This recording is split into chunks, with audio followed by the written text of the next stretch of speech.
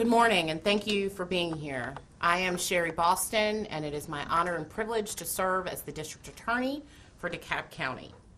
Today, I am joined by members of my office's cold case team, as well as several other partner agencies, as we are proud to announce the arrest and indictment of a suspect in a rape and double murder from more than 3 decades ago.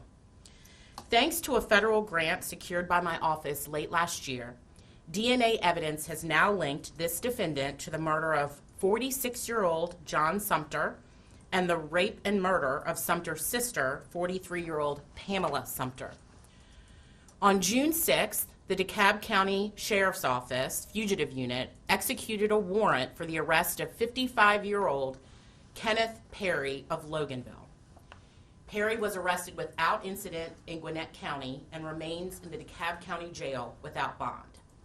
Yesterday, a DeKalb County grand jury, indicted Perry on charges of malice murder, felony murder, rape, aggravated assault, aggravated battery, and possession of a knife during the commission of a felony, as well as theft by taking. The case against Mr. Perry remains active and open, but I want to provide you with a brief overview of the facts. On July 15, 1990, officers with the DeKalb County Police Department responded to a report of a person stabbed at an apartment complex on Tree Hills Parkway in Stone Mountain. When they arrived, they found Pamela Sumpter, who had gone to a neighbor's home for help. Ms. Sumpter was clearly injured and told police that she had been raped and stabbed, and that her brother, John, had also been stabbed. Officers found John deceased in their apartment. Ms. Sumpter was transported to the hospital where medical professionals collected a rape kit that included DNA from her attacker. Police were able to interview Ms. Sumpter in the hospital.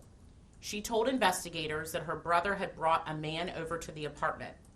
She knew very little about this new acquaintance, but she was able to give police a detailed description, including that he was from Detroit, Michigan. Ms. Sumpter later succumbed to her injuries about 2 weeks later, and from there, the case went cold. As part of its continuing initiative to test pre-1999 rape kit evidence, the GBI sent the DNA samples from Ms. Sumpter's case to a private lab for analysis. A male DNA profile was identified, and the profile was uploaded to Georgia's statewide DNA database in June of 2023 with no match. Last spring, my office performed an audit of 50 cold cases in DeKalb County as we prepared to apply for a grant from the Department of Justice called Prosecuting Cold Cases Using DNA.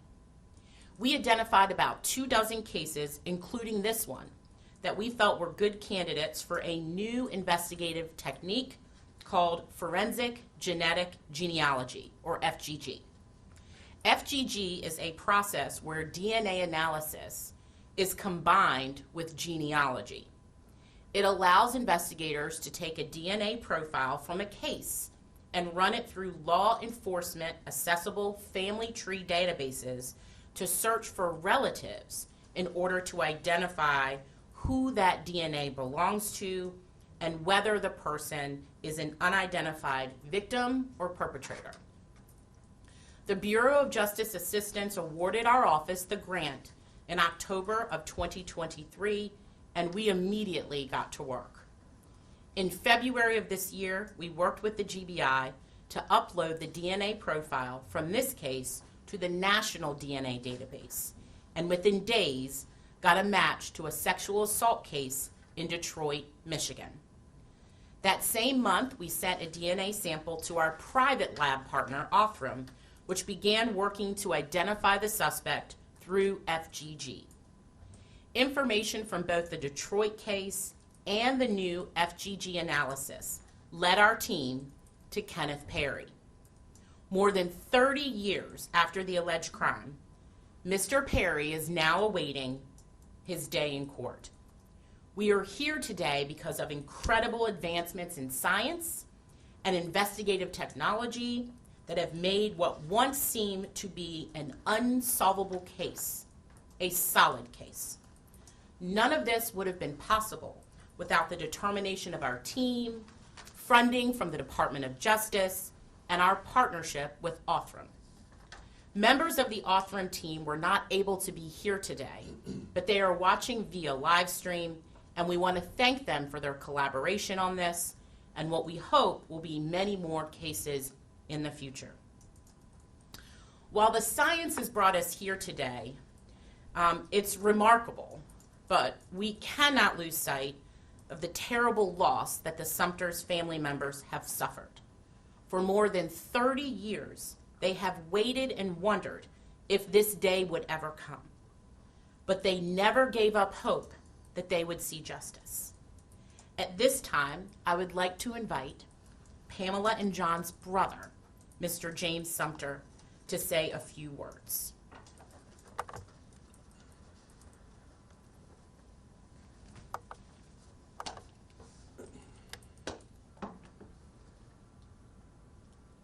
I want to say hello to everyone and good morning. My name is James Sumpter, and I just want to say a few things. That we're living in the last days, in the time of the Bible prophecy. This world is wicked and evil, and the love of many, not all, have waxed cold. In one way or another, we are all victims in this society. It's been over 30 years since this terrible, evil tragedy happened to my brother and sister. We now have closure. My family and I want to thank District Attorney Shannon Holder, Detective McLendon, Amanda, and Clara for their earnest and tiresome work on this case. I pray that the justice system prevail on behalf of my brother and sister. We can face the future with hope. Challenging times are coming. Whatever suffering we must go through, whatever hardship we must endure, whatever sorrows, if we have hope, a better day is coming. We live life today with purpose, joy, and peace. God's grace and mercy is sufficient, and it endures forever. Thank you. Thank you, James. I would like to take a moment to thank our partners in this critical work. First, I want to recognize the DeKalb County Sheriff's Office and their fugitive unit, who along with our office brought Mr. Perry safely into custody. I would also like to thank the GBI, who processed the sexual assault kit evidence, and the Criminal Justice Coordinating Council, which continues to fund the important work through the Sexual Assault Kit Initiative. I'd also want to acknowledge the DeKalb County Police Department and retired Detective Alan Bright, who led the initial investigation in this case and is here with us today. I would like to again thank Othram for their diligent work on this case. And finally, a huge thank you to my cold case team. Senior Assistant District Attorney Shannon Hodder, Supervising District Attorney Investigator Matthew McClendon, and District Attorney Investigator James Delk, who have worked tirelessly to move this investigation forward and make this arrest and indictment possible, as well as Senior Assistant District Attorney Agatha Romanowski, who will be on the trial team for the prosecution of this case. Thank you all again. It is often said that the wheels of justice grind slowly, but this case is proof that the people in this room, the people in this office, will never stop pursuing justice for the people of DeKalb, no matter how long it takes. And I urge you, if you have any information about Kenneth Perry, his alleged crimes, or another cold case, please call our cold case tip line at 404-371-2444. Again, that number is 404-371-2444. Thank you. I will now open the floor for a few questions. Can you talk a little bit about when you were discussing the database and how you link it to relatives? Can you go explain that a little bit? Yeah, so this is obviously a lot of really new information that we're using, which is the idea of combining what everyone knows DNA and searching those databases. But DNA is only good if someone has an actual sample right in that database. And so by using new technologies like genealogy databases that are accessible to law enforcement, and I want to be clear, we don't have the ability to just go out to any genealogy database. They have to be law enforcement accessible. And we've asked people to start considering putting their information in these databases because it helps us find justice like we did here, where we're most likely able to find perhaps a fourth or a fifth cousin, a distant relative, but it gives us the leads that we need combined with all the other evidence to track down a suspect and seek justice, just like we've done in this case here. So are you saying that it was Perry's relative who had DNA basically in the database, basically in the system, and that's how you were able to link this crime to Perry? Is that how you say it was? In this particular case, the genealogy, well, first we were able to link it to a sexual case in Detroit, a sexual assault case in Detroit. From there, using other evidence that we already had, we were able to also use Othram and others to narrow it down to the person that we thought, right? And then, of course, after he was arrested, we got a search warrant to swab and confirm that he was, in fact, a match to the DNA that had been previously collected 30 years ago in that sexual assault kit. One clarification and a question following.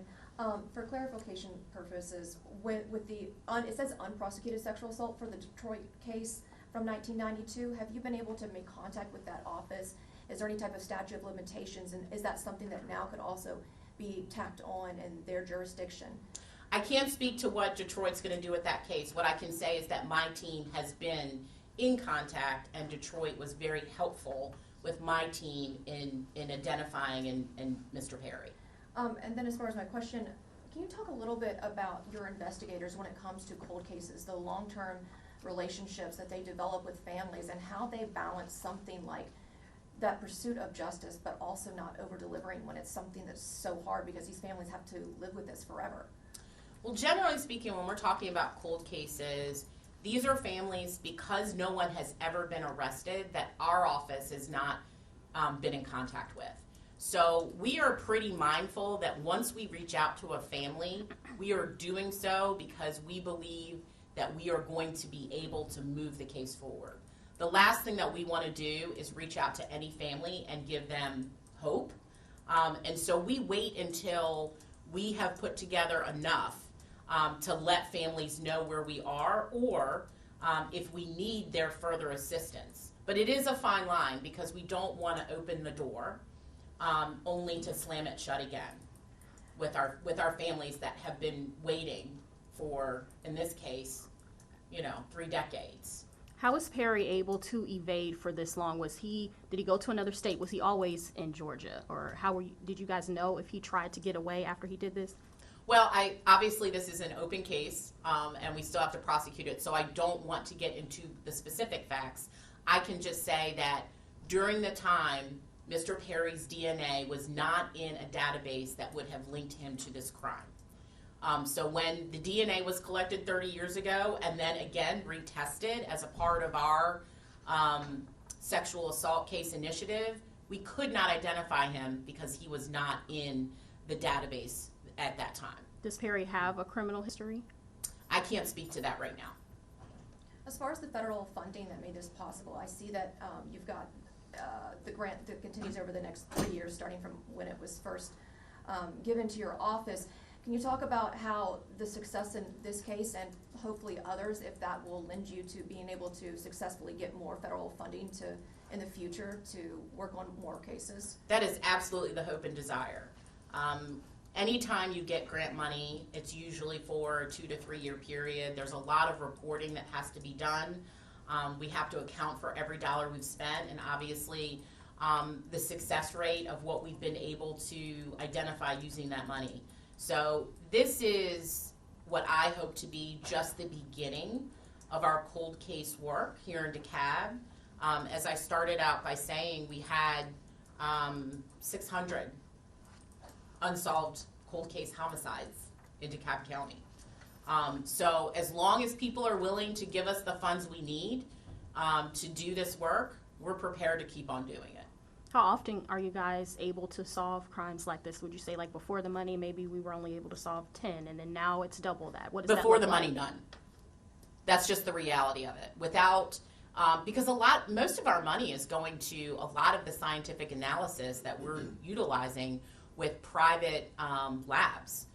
So the money alone is helping us to engage in scientific work that otherwise is not in our normal traditional budget, and certainly not the work that the GBI can do on its own, considering all the current active science testing that they have to do for active local cases. So money is essential and critical, and we hoped that in the future we can get more money so we could add more people to our team. All the people you see from my office that are working on these cases are not doing it full time. They have other responsibilities, other work in the office. And so in the future, with the number of outstanding cases that we hope that we could really dig into, if we had the time, the equipment, and the manpower, woman power, there's probably no end to what we would be able to do. And Out of the 600 unsolved ones, I believe it said that you submitted 50 into the national database.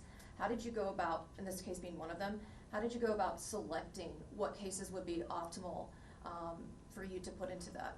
So the new grant that we did receive recently allowed us to hire senior investigator James Delk, who's right here, and he works in a part-time capacity.